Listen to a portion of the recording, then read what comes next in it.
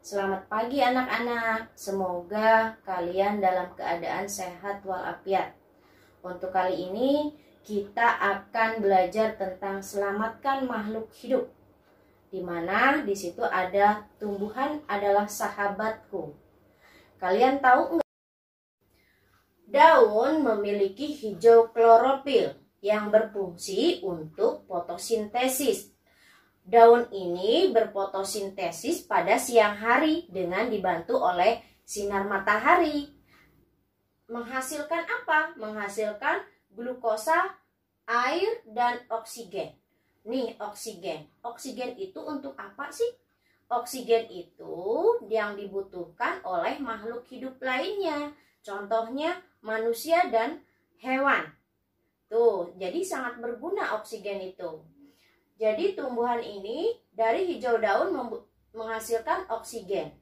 Sekarang untuk yang bunga. Bunga, coba kita lihat di situ. Bunga itu sangat indah. Tetapi dia juga memiliki kegunaan. Di situ ada dua bunga. Ada bunga sempurna dan ada bunga tidak sempurna. Nih, coba di sini ada bunga sempurna.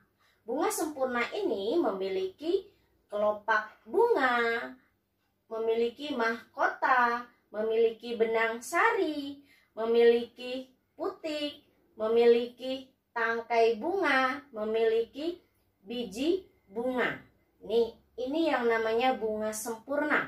Contohnya apa? Ini bunganya. Bunga tidak sempurna. Bunga tidak sempurna itu hanya memiliki putik saja atau hanya memiliki benang sari saja. Intinya hanya memiliki alat perkembangbiakan satu dalam satu bunga. Tetapi untuk bunga sempurna dia memiliki dua, yaitu benang sari dan putik. Ya, jadi alat kelamin jantan pada bunga itu namanya benang sari. Sedangkan alat kelamin betina pada bunga adalah namanya putik. Ini tentang bunga. Terus bunga itu untuk apa sih? Kita untuk melestarikannya perlu bunga dong. Karena apa? Karena ini untuk perkembangbiakan. Sekarang perkembangbiakan. Perkembangbiakan itu dibagi menjadi dua lagi nih. Perkembangbiakan vegetatif yang satu dan yang kedua perkembangbiakan generatif. Sekarang perkembangbiakan generatif itu apa? Perkembangbiakan generatif yaitu perkembangan yang terjadi melalui peleburan sel kelamin jantan dan sel kelamin betina. Sedangkan untuk perkembangbiakan vegetatif itu tanpa melalui peleburan sel kelamin jantan dan sel kelamin betina. Sekarang dilihat nih, ada perkembangbiakan vegetatif alami dan ada perkembangbiakan vegetatif buatan. Contohnya, untuk yang alami ini, nih di sini ada gambar pohon pisang. Pohon pisang ini disebut pohon yang berkembang biak dengan cara vegetatif alami. Dia dengan sendirinya, dengan tunas. Selain pisang, ada umbi-umbian, ada umbi lapis, ada umbi batang. Ini umbi-umbian itu juga termasuk vegetatif alami yang tanpa melalui bantuan manusia. Sedangkan ada lagi vegetatif buatan. Vegetatif buatan itu dengan bantuan manusia. Contohnya dengan cara mencangkok,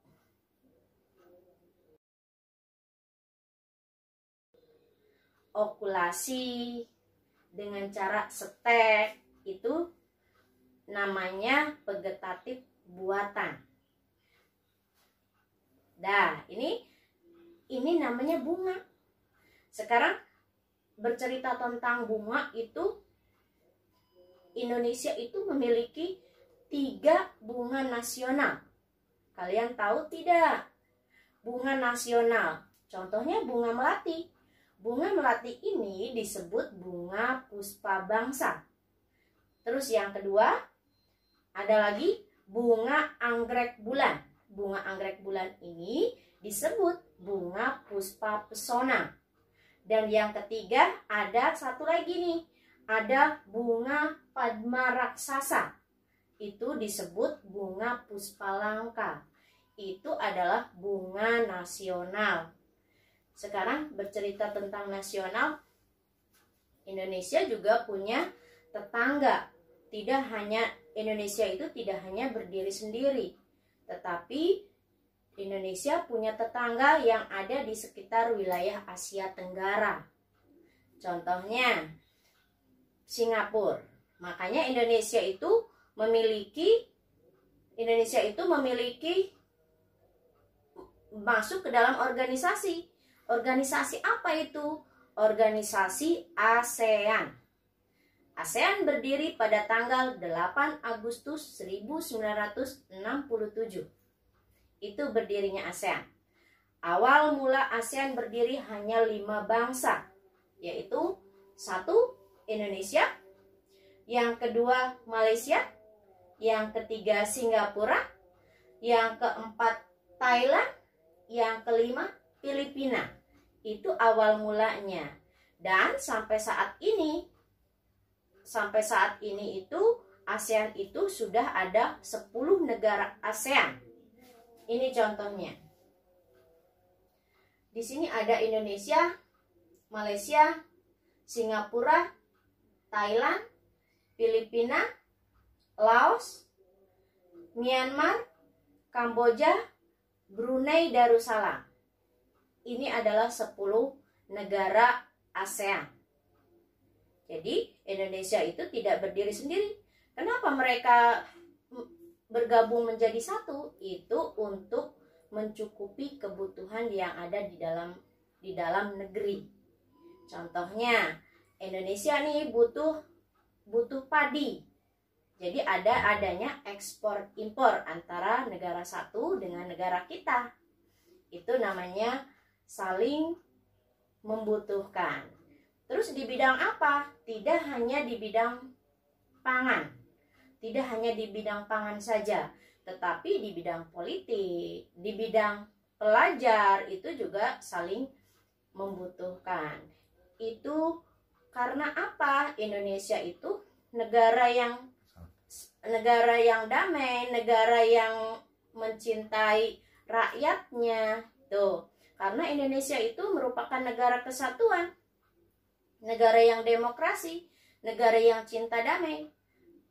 Kenapa negara yang cinta damai? Indonesia itu negara cinta damai karena Indonesia itu memiliki Pancasila sebagai dasar negara. Kalian tahu tidak Pancasila? Pancasila 1. Ketuhanan yang Maha Esa. 2. Kemanusiaan yang adil dan beradab. 3. Persatuan Indonesia. 4. Kerakyatan yang dipimpin oleh hikmat kebijaksanaan dalam permusyawaratan perwakilan. Yang kelima, keadilan sosial bagi seluruh rakyat Indonesia. Ini berbicara tentang tadi bunga. Sekarang kita ke buah. Buah itu berfungsi untuk apa sih? Banyak sekali buah-buahan yang ada manfaatnya untuk tubuh kita. Contohnya, untuk di dalam buah itu ada vitamin A, ada vitamin C, ada vitamin E, dan masih banyak lagi yang dibutuhkan tubuh dari buah-buahan ini. Terus ada lagi, selain dari buah-buahan ini, kita juga dapat nabati. Nabati itu apa? Protein nabati yang berasal dari tumbuh-tumbuhan. Ada lagi dari karbohidrat itu juga dari tumbuh-tumbuhan.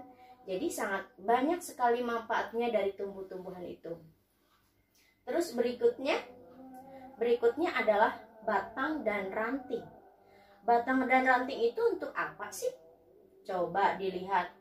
Batang dan ranting yang kokoh itu bisa digunakan untuk membuat almari, untuk membuat meja, untuk membuat kursi, untuk membuat bingkai, untuk membuat jam dinding juga ada yang terbuat dari kayu.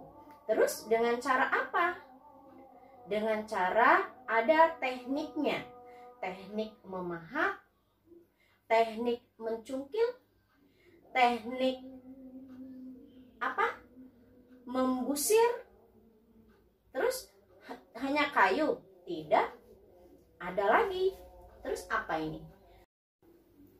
Jadi bukan kayu saja, tetapi ada batuan, ada tanah liat yang bisa kita gunakan untuk membuat perkakas rumah tangga. Untuk itu kita wajib nih untuk melestarikan alam ini. Tumbuhan, hewan, manusia itu saling ketergantungan, saling membutuhkan. Untuk itu kita harus bisa menjaga dan melestarikan alam. Itu merupakan bentuk rasa syukur kita terhadap Tuhan Yang Maha Esa. Dan kita diberikan banyak sekali anugerah yang luar biasa. Jadi kita harus mensyukurinya. Mungkin itu aja. Tetap semangat, tetap belajar, tetap bantu orang tua, tetap jadi anak yang berguna untuk sesama, dan jangan lupa berdoa semoga COVID-19 ini segera berakhir dan kita bisa beraktivitas seperti sedia kala. Wassalamualaikum warahmatullahi wabarakatuh.